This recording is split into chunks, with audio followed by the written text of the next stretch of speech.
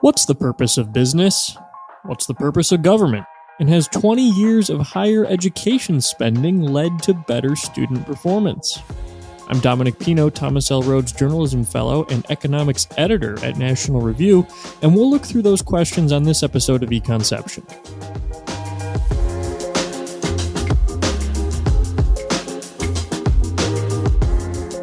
Econception is a podcast of the American Institute for Economic Research that looks at the economic issues of the day and broader economic concepts behind them. We're recording today on location from near the graveyard where all of those political statements by corporations from 2020 are buried. David Bahnsen is the founder and chief investment officer of the Bahnsen Group, and he's also a signatory of the Good for Business Statement of Principles. And that's what I wanted to talk to him about today. He's been a guest on the show before talking about finance, and this new Statement of Principles, I think, opens up a lot of fruitful avenues for discussion. So thanks for being with us, David.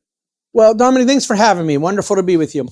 All right. So this statement, it's got four different principles that about what business is for and what businesses are supposed to do. I guess just to start off, why do you think it's important to have a statement like this in the first place?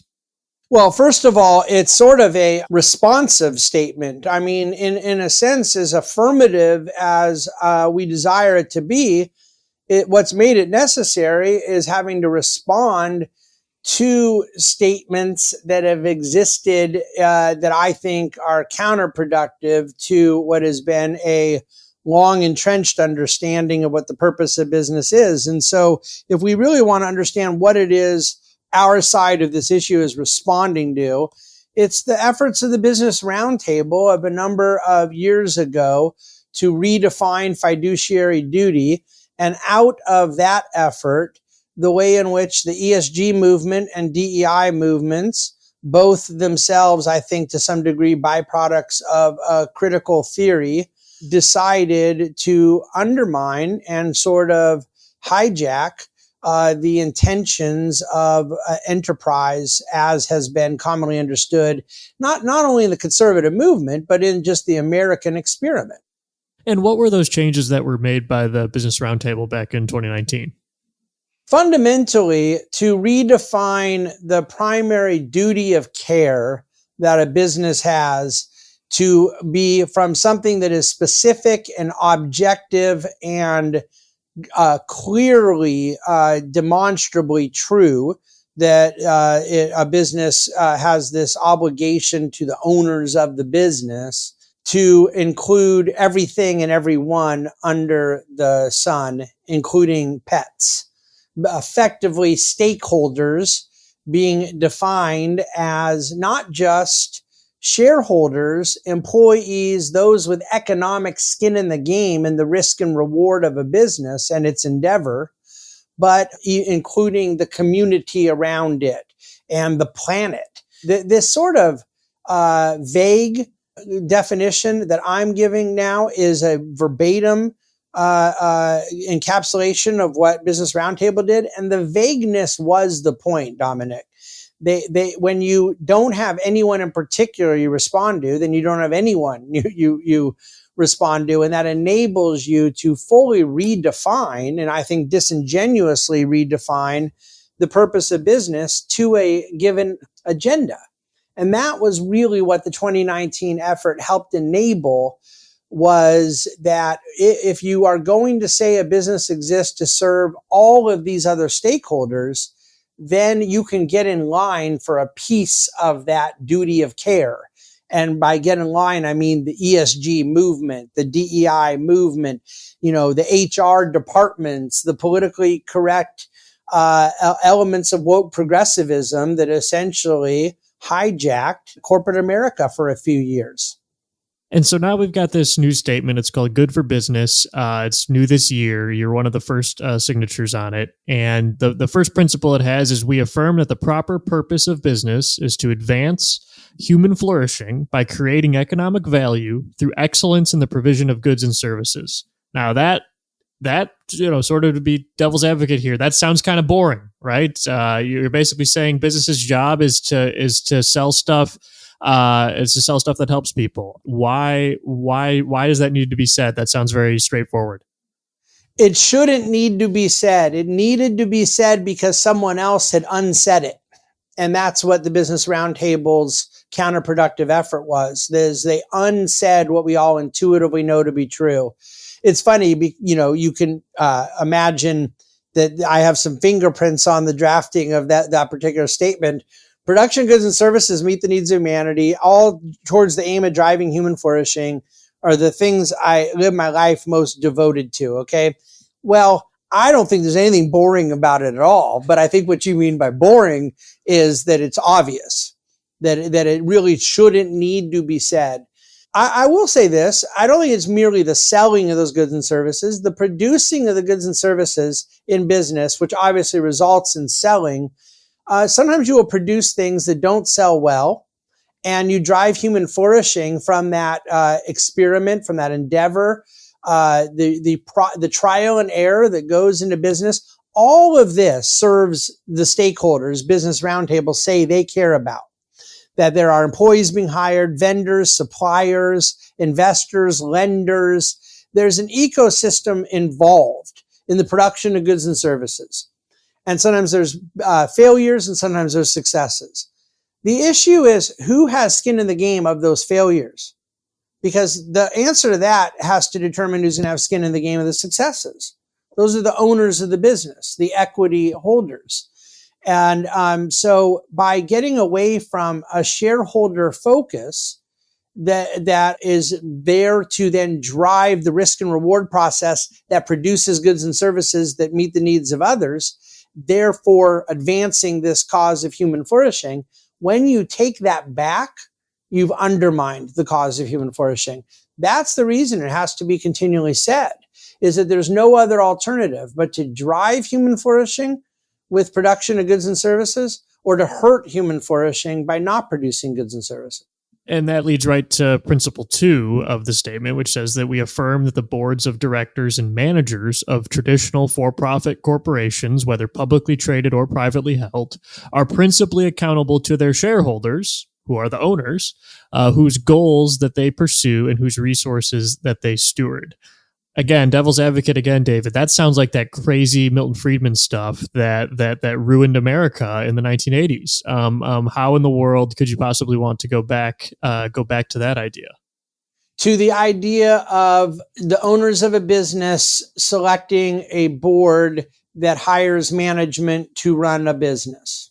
There's nobody who doesn't want to go back to that. All that we're talking about is an agenda of people who want to control. We want to see certain boards controlled by left-wing activists. But nobody believes that the management of these large and complicated businesses can exist without a board, without corporate management, without executives. There's a hierarchy and bureaucracy that goes into the stewardship of the assets these businesses oversee. The issue then is, again, who are the decision makers? So we have this bizarre idea that is really part and parcel of our moral and economic principle of private property, that the people who select the board should be the owners of a business, and that the people who hire and fire management should be the boards of directors who have been hired to do so. If one believes that there are sometimes boards that do a bad job, then we should very much advocate for robust shareholder engagement to get rid of bad boards. If one believes there is bad corporate management, which is all that was going on in the 1980s, is that there was lazy and stale and uninspired management, and the boards needed to go get rid of some of the lazy or stale management. The more incentives you create, have skin in the game, the better the result. The more you counter those things people are allegedly worried about. And yet all of the solutions people are talking about go the exact opposite direction. So we're trying to bring it back to the proper alignment of interest. And that leads to the third principle that you guys have, which is about politicization of business. There's sort of an inherent problem here that comes up, which is sometimes one person's politicization is another person's good business, right? If it's entirely possible that a business might see the adoption of some thing that other people would consider to be political as being in their best business interest. So how do you guys go about sort of dividing those from each other and making sure that that this doesn't get lost in some kind of definitional ambiguity? Well, first of all, I think that is a really important point you bring up, that I, for one, am very sensitive to the fact that there is a need for prudential wisdom from management as to where there's political distraction and where there is advancing the cause of the business. If I ran a business that sold ammunition or firearms, I would not view my Second Amendment advocacy as merely a political issue, even though it is political or constitutional or legal, but is also directly aligned with the bottom line of the business. But it is where there is absolutely no connectivity. And in fact, it is clearly counter to the best interest of the business. So when a Coca-Cola says, we believe we need to go have a certain amount of kind of bizarre criteria for the law firms we're going to hire, they're getting in the way of having proper advocacy and proper representation as they navigate the complex legal and financial challenges and struggles of the business. I do always come back to the Nike example with Colin Kaepernick, where I disagreed with a lot of my friends on the right that what they were doing was going to hurt their business. I think Nike viewed it that it might be actually kind of aligned with a lot of the target demographics that they were after within their particular business. And so that was more of a gray area that people could have agreed or disagreed on in terms of what was in the best interest of the company to serve their customer.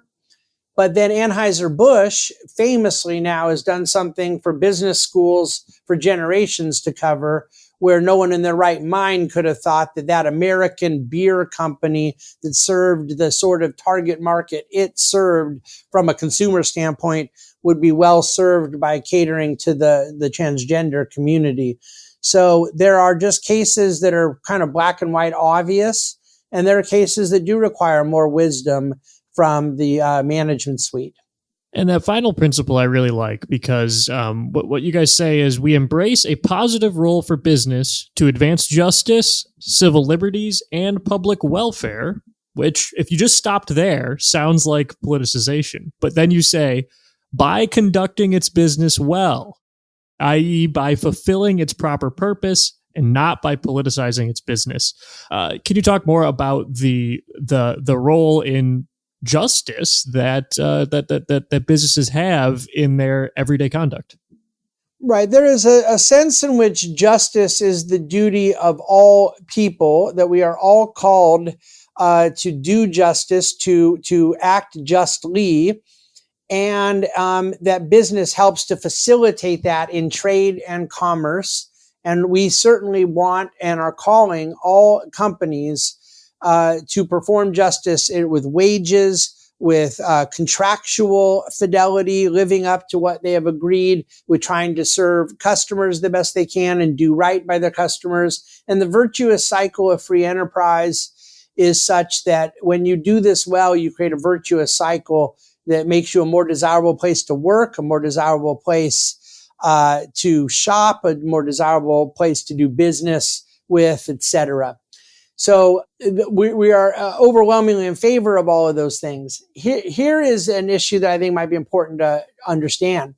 I happen to be what's called a Kuiperian, a big fan of the great Dutch reformer Abraham Kuyper from the late 19th century. He talked about something called sphere sovereignty. There is a role that the state plays that is its proper jurisdiction and legitimate function. There is a role the church plays. There's a role communities have. I believe in a constitutional separation of powers between branches of government. I believe in 10th Amendment principles that separate state and local jurisdictions from federal. So all of these things deal with the division of labor, but in this case, a division of jurisdiction in society. our social cooperation is maximized when the state does what it's supposed to do, our families do what they're supposed to do, our schools do what they're supposed to do, and business does what it's supposed to do. The role of the marketplace is not to be agnostic about justice, but it is to recognize that the way in which it most serves the needs of the community are in doing business, and doing business justly, doing business innovatively, creatively. So I believe that last point is probably the most important one. We're not seeking to make commercial life in America amoral. We are reinforcing a morality of a commercial society, but reinforcing it within the context of proper jurisdiction and legitimate lane sphere in which the marketplace is supposed to function. Yeah, like I said, when I was reading the first part of the statement, when you get to talking about something like justice like that in an open-ended way, for some reason, I feel like anyway that it has sort of left-wing connotations in the way that we talk about politics today. But as you said, I mean, justice is something that everyone is called to do. We should all behave justly. So why is it that the left seems to have control over that word justice and that concept when it really is a human universal? They're incredibly good at hijacking vocabulary. And justice, social justice, is an example where they've done it very well. There's no better example in the last 100 years than the word liberal, because liberal is thought of as a left-wing political term when it is supposed to be an adjective to describe one who prizes freedom. So ironically, a lot of the left-wing liberal agenda has been very anti-liberal, but they have done a very good job recognizing where vocabulary doesn't reinforce an argument, it substitutes an argument. And if we got into other social issues, they've done it very effectively with the use of the word choice when it comes to the life debate, for example. It's manipulative, it's somewhat propagandized, but it is a pretty powerful modern tool in argumentation. My encouragement is not to then go do it in reverse, manipulatively use words out of context to try to replace or substitute cogent argumentation. It's rather to hold fast to the words that do matter and insist on using them the right way. And so justice is a great example you've used here today, because justice should not be a word that we intuitively, I do the same thing that you referenced doing, Dominic. I see someone use the word justice and I assume they're going to be coming at it from a left-wing standpoint.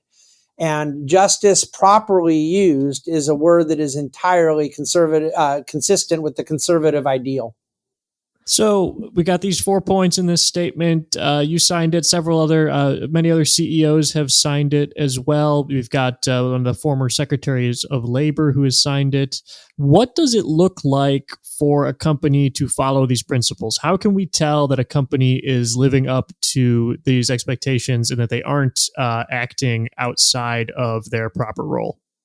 Well, look, we're both public and private companies, large and small. There's a whole lot of different things on the table that may bring attention. Sometimes, they're living well by it when you don't see them in the news, because they're not going and getting caught up in some of the various controversies and distractions and sideshows that can become really problematic when they are not virtue signaling via social media or what have you.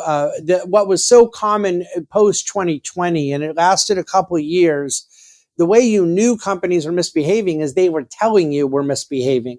They were going out of their way to say, we're not going to work with advertisers anymore if we don't like a certain stance the company has taken politically and this and that. So there definitely seems to be what is the expression these days, a vibe shift about the acceptability of companies doing that. Many less companies are interested in going out there to say stuff like that. But then I think, from my vantage point as a money manager and my own involvement in this, it's incumbent upon us to look at their company filings, the 10Qs, the 10Ks, and also just sometimes public literature what management leadership will say sometimes when they themselves are brought to the floor of Congress. I think a lot about Jamie Dimon, the CEO of JP Morgan, how I was engaged with him on a rather significant issue about debanking, where JP Morgan did the right things and took the right steps to right what had been a wrong at some level in the organization. And I mean, they overwhelmingly went out of their way to make it right. But I also would point out that that was them correcting a bad thing. But on a proactive good thing, he went and defended them banking fossil fuel on the floor of Congress to AOC. There was footage leaked of him, being a big leader and getting their employees to go back to work and return to the office and so forth. There are some companies that are just going to stay out of the way, and that could be a good thing. And then there are other companies that you're going to see a proactive messaging of them trying to reinforce these 4 principles that you and I have gone through today. And I'm okay with both approaches. But unfortunately, the easiest way to see companies are getting out of line is they're usually quite eager to show you that they're getting out of line. And when they do get out of line, one of the things that you mentioned before to get them back in line is shareholder activism. Can you explain how that process works and mention some examples that you've been involved with to help correct corporations' behavior? Yeah, I should point out, and it may seem like semantics, but it's a really big deal to me. I'm pretty vehemently against shareholder activism and extremely for shareholder engagement. And some could say that there's a different, it's just the same meaning, but a different word. But here's what I mean. It's, I think, categorically different. An activist to me is someone who becomes a shareholder to go drive their activity, where in my case, I'm driving an activity because I'm a shareholder. So the Sierra Club on the left, or sometimes another group on the right, they may go take a position in this company stock so that they can then go drive their social, political, or moral agenda with an activist endeavor. My own view is that I want to engage with companies because I actually care about the outcome for the companies in their own growth and profitability and efficiencies and improvement. And so I have chosen to limit my engagement to companies that I own. And in many cases, I've owned for a long time. And in all cases, companies I intend to own for a very long time. I don't want to go fight with Gilead about Gilead Sciences about one of their policies so that they can change the policy and then I can exit. I want them to change the policy because I want to hold the stock for a long time because I think it's a wonderful company, with wonderful products, a wonderful business model. So there's an authenticity to shareholder engagement that may not be there with all shareholder activism. But what we mean by engagement in this authentic approach is obviously the basic table stakes of proxy voting and so forth, voting your shares in a way that's aligned with your interest, but also taking advantage of your legal rights as a minority owner of a publicly traded business in America. You have rights to speak at shareholder meetings, to generate proposals, to generate resolutions. And because of the leverage and clout we have as a byproduct of my own business, we are able to engage in conversation with the C-suite, with investor relations departments. Sometimes it can be very friendly and cooperative, amicable. Other times it might be a bit more acrimonious. Sometimes it can be amicable, but we don't get to a place of total agreement. We agree on 7 out of 10 things and have to agree to disagree on 3 out of 10. That's a pretty good outcome in any marriage, let alone a business relationship. So that's what we mean by shareholder engagement. And I got to say, I think that one of the reasons the progressive left movement was so successful in infiltrating corporate America is they did all of this subversively for a long time. And I think that all that has changed in the last few years is many of us on the right started showing up. We were losing fights we were never showing up for. And I think it's worth stressing, too, that this is a free market solution to a problem in business. You're not going to federal regulators and asking them to make these changes that you want to see in these companies. You're not asking Congress to pass new laws. You're using, as you said, the property rights that you have in that company in order to try to make them better and try to make them better in for their long-term economic benefit. And I think that's another difference, I think, between shareholder activism and shareholder engagement, right? With these left-wing companies or left-wing activists that you'll see going after banks for doing business with fossil fuel companies or with gun manufacturers or whatever cause at the moment that they think is wrong. They're not looking out for the company's best interests. And in many cases, those same activists will go to Congress and ask for laws to do what they couldn't do in the free market. But you're not doing any of that at all and have actually been successful in getting some of these changes made. Yeah, I agree. That distinction is very important. We are extremely committed to using market solutions. We are not asking for state power or state interventions to affect a market outcome. And I would point out another distinction. What I am fighting for is always something I believe is best for all shareholders. It is not, I think it's best because it matches with my political or religious system. In other words, it may match with my political and religious beliefs, but I believe it is value enhancing to the benefit of any owner of this business. And when people are doing something that is, if there was debanking going on and one is hurting their own business, that is going to hurt the owners of the business, even if they like the fact that their company might be debanking a certain demographic, right? The examples with a lot of the DEI things that have happened, the concessions we've gotten and significant improvements in the policies at Pepsi, Johnson & Johnson, Lockheed Martin, et cetera, every shareholder is better off because of our efforts, not just those who share my own political worldview. And a lot of these come from this Good for Business statement. It's a really good summary of what business is supposed to do and how business can play a positive role in a society. You can check it out at g4bcoalition.com. That's G, the number 4, the letter B, coalition.com. Thanks, David, for coming on and talking about it. Well, thanks so much for having me. I really enjoyed the conversation.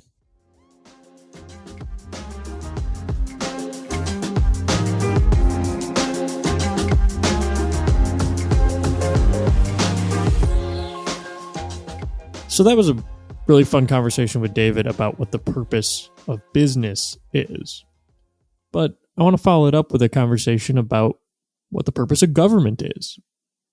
It's important that we understand that there's a difference between business and government, that these are separate things and they should be kept separate.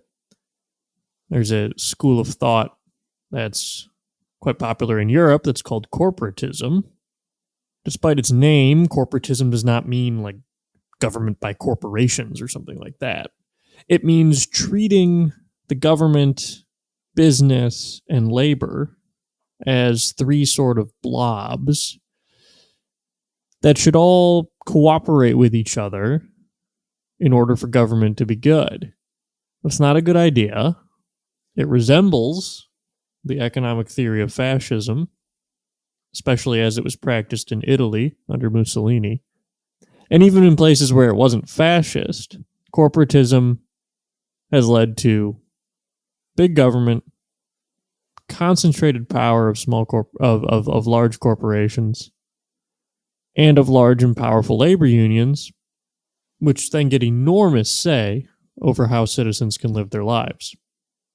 So it's important to understand that these things are different. Business should be different than the government, and it should not be treated as this blob that we need to bring into cooperation with the government. Now, in the United States, we don't necessarily have that problem so much. There are cases where we do. You can think of things like defense contractors, airlines, healthcare. There are specific sectors in which this is a problem.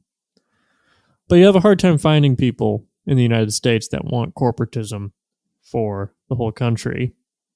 The problem that we have more so in the United States is what I'm going to call the federal retirement state. When Americans are asked what the purpose of government is, lots of other people have given lots of answers. But Americans have an answer. We have one answer. It's part of the holiday that we just celebrated a little while ago, July 4th. The Declaration of Independence says why governments are instituted among men. And it just means people there. It's not talking about only males. Why are governments instituted among men? The Declaration of Independence says it's because governments are supposed to secure these rights, by which it meant the inalienable, God-given rights that include life, liberty, and the pursuit of happiness. So government doesn't give us our rights. Our rights don't come from the government. They come from God. But we have government instituted to protect those rights, to secure them. And those include life, liberty, and the pursuit of happiness, but the Declaration intentionally says includes. That's not supposed to be the full list. Included in those are things like private property, protection against unfair prosecution for crimes, freedom of speech, freedom of religion, all sorts of different things. And the Constitution fleshes that out a little bit more, especially with the Bill of Rights. But there's another federal document that gives a very different idea of what the purpose of government is. And that document is the federal budget. Joe Biden used to be famous for saying, show me your budget and I'll tell you what your priorities are. Well, the priority of the American federal budget is to subsidize the consumption of retirees. The two largest programs the government spends money on are Social Security and Medicare. The third largest category of expenditure after those is net interest payments. And those interest payments primarily exist and will even more so exist in the future because of the deficits incurred by Social Security and Medicare. The stuff that we think of as more core purposes of government, things like national defense, law enforcement, the justice system, the courts, diplomacy, all that stuff is a small and shrinking proportion of the federal budget. Now, people will say that Social Security and Medicare are just returning money to people that they already paid in, and that's just not true. Most retirees get back in benefits more than they paid in through the payroll tax. And that is not as a simple matter of the facts of how the programs work. That's not what these programs do. The money that working people are paying in payroll tax right now is going to fund benefits for retirees right now. There is no account with your name on it that contains the money that you're paying in payroll tax that then gets returned to you. That's not how the program works. That's not how it has ever worked. People working right now are paying taxes to fund benefits for retirees right now. And because the imbalance in these programs is so large, in just 17 years, it is projected that interest payments will be the largest category of federal expenditures. So that means the largest category of federal spending will just be to finance other federal spending. That's less than 20 years away. And that assumes that interest rates stay below 4% for the next 30 years, which they probably won't. So reality is likely to look worse than that already bad projection. Jessica Riedel at the Manhattan Institute ran the numbers. Between 2024 and 2054, so over the next 30 years, roughly, Social Security and Medicare combined with the interest payments to fund them are projected to run a deficit of $124 trillion. Over that same time span, the entire rest of the federal budget combined is projected to run a $9 trillion surplus. By 2054, Social Security and Medicare will be spending 17.6% of GDP, and the payroll taxes that are supposedly funding them will only be taking in 6.3% of GDP. Now, what's the cause here? The primary reason for these soaring spending on retirees is that the benefits that Social Security and Medicare provide are very generous, and they have become more generous over time. Politicians of all parties now pretend that these programs are a sacred trust, but what's included in that trust keeps increasing. Sacred trust should be locked in forever, right? You can't just keep adding to it. It's not very sacred. It's not really a trust. But at Christmas time last year, Congress pushed through, on a bipartisan basis, an expansion of Social Security benefits for government employees. That made the program's insolvency date about 6 months earlier. Programs like Medicare Advantage can now cover gym memberships, green fees at golf courses, ski passes, and pet supplies. That's not really what Lyndon Johnson had in mind when Medicare was created. If we go back to the Medicare benefits that existed when Medicare was created, things would look much different today. The premiums paid by retirees only cover 15% of Medicare's expenses. And the payroll taxes on people who are currently working only cover 35%. You're not paying for these benefits. This is being funded by debt. Social Security's cost of living adjustment uses a formula that gives benefit increases well beyond inflation. Between 2000 and 2023, so over 23 years,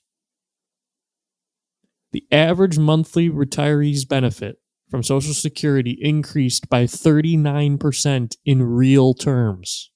That means 39% beyond what inflation would suggest. So again, can we go back to the sacred trust of 2000? If we had locked that in, that level of benefits, even adjusted for inflation, we'd be in a much, much better place today. Now, the idea that this spending is simply to keep seniors out of poverty is just nonsense. It does not cost trillions of dollars per year to keep a group of people with above average wealth, and seniors have above average wealth, and they live in the wealthiest country in the world. It does not cost trillions of dollars per year to keep those people out of poverty. It just doesn't. A recent report from the Cato Institute found that 34% of the total Social Security spending goes to people that are making over $100,000 per year. They don't need the money. Now, some people do need the money, but we don't have a retirement program that's based around need. It's based around earnings replacement. Now, that earnings replacement is slightly progressive. There are top-up benefits for poorer people. But for a better example of what a retirement system can look like, the U.S. should learn a little bit from Canada. That same Cato report compared the U.S. approach with other countries. Canada only spends 2.5% of its GDP on retirement benefits programs. The United States spends 5% on Social Security. So as a share of our economies, the United States is spending twice as much money as Canada on retirement benefits. But Canada has a slightly lower senior poverty rate. What Canada does is they have a universal benefit for all seniors. Then they have means-tested benefits for poorer seniors.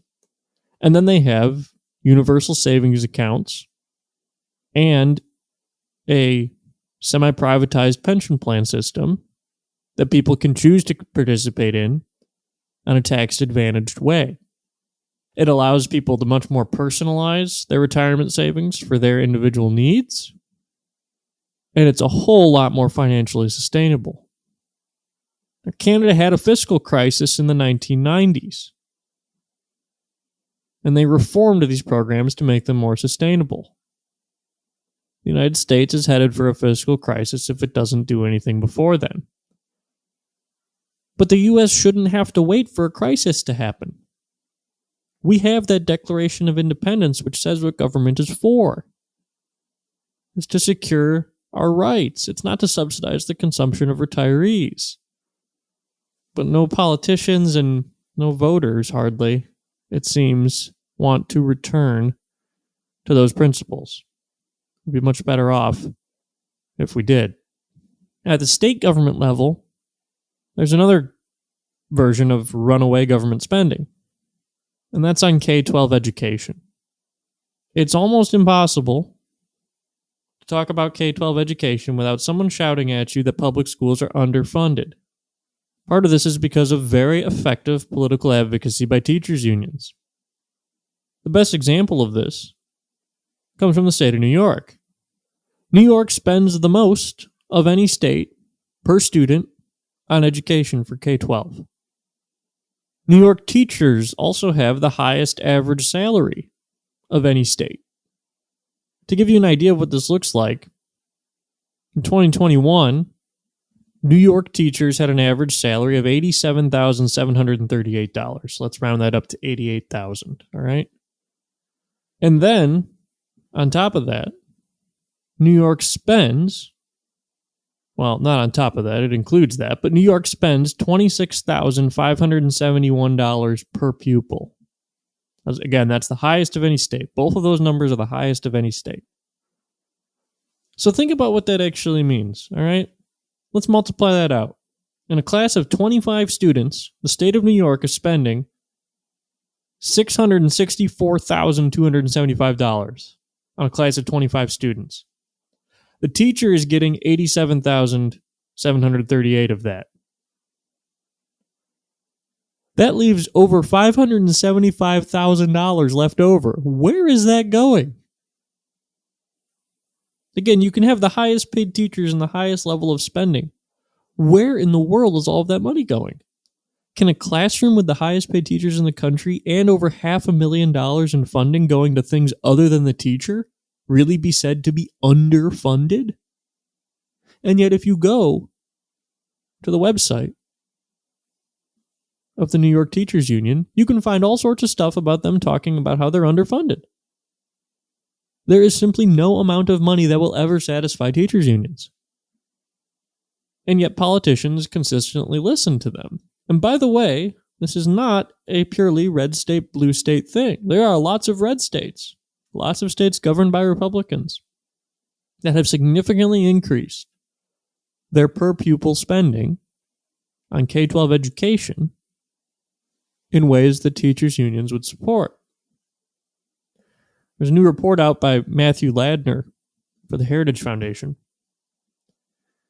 And he just looks at the numbers. He says, let's look at how much states have increased their average per pupil spending and compare it to their performance on student tests.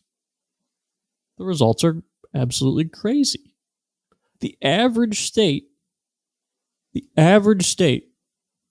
between 2000 and 2020, and he does all of this before the pandemic, so this is all pre-COVID, the whole COVID mess of school closures has nothing to do with it.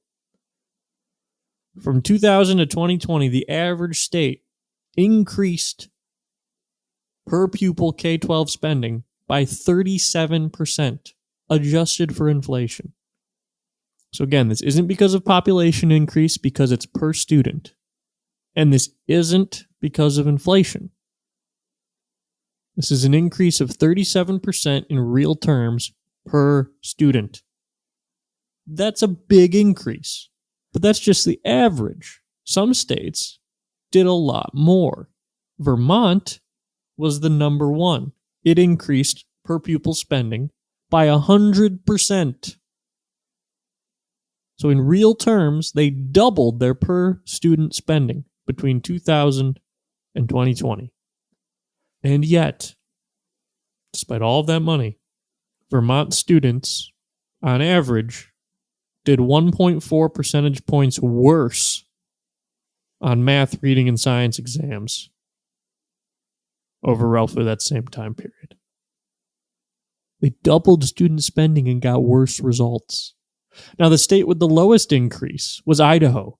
Idaho only increased its real per pupil spending by 4.5% over those 20 years. And their students did 1.2 points better. There's just no correlation between spending and performance. This is true across the board. You can look at all of these different states. One of the real bright spots is Mississippi. Mississippi had a slightly below average increase in spending at about 33%. But it had the highest improvement in test scores. They went up by 5 points. A big part of the reason for that is what's called the reading revolution, which has been the emphasis on phonics instruction for reading in Mississippi. So there are things that schools can do to make students better prepared to perform well academically. But it's not like that program, it's not like the reading revolution in Mississippi cost a bunch of money. It was more about training teachers differently, using different methods of instruction, and tying those methods to results rather than to political ideology. Mississippi is one of the poorest states in the country, and for a long time it had some of the worst reading scores in the country, and it doesn't anymore. Even though it didn't get significantly richer, the schools have gotten much better because there was an emphasis on better instruction. Now, the other thing Ladner does in this paper is he looks at an international comparison. So there's the PISA tests, which are international tests that students in lots of different countries take. And he compares it to 29 other decently rich countries, right?